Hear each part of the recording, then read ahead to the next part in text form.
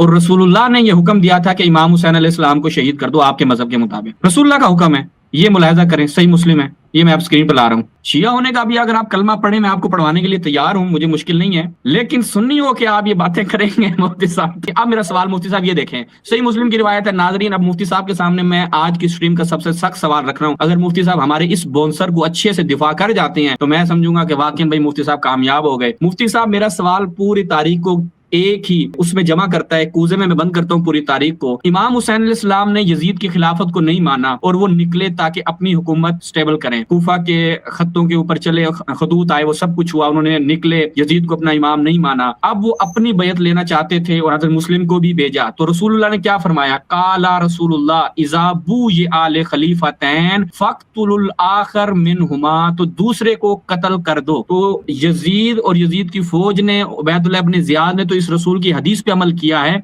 इसलिए इब्न अरबी मालिकी ने अल-अवासिम वल कवासिम में क्या कहा, मिनल कवासिम में क्या कहा कि कोतिल अल हुसैन बिसैफ जद्दे, कि हुसैन अपने जद की तलवार से कत्ल हुए। चूंकि आपके सही मुस्लिम की ये एक रिवायत बताती है कि एक खलीफा का खिलाफत हो गई, यजीद की खिलाफत हो गई, कैसे, इस्तिखलाफ के जरिए भी हो गई, इजमा के जरिए भी हो गई, ठीक है, जैसे हजरत उमर की हुई, हजरत अबू बकर की हुई। अब कोई दूसरा निकलेगा तो उसका कत्ल वाजिब है, और इमाम हुसैन अलैहिस्सलाम आपके मजहब में वाजिबुल कत्ल थे जनाब।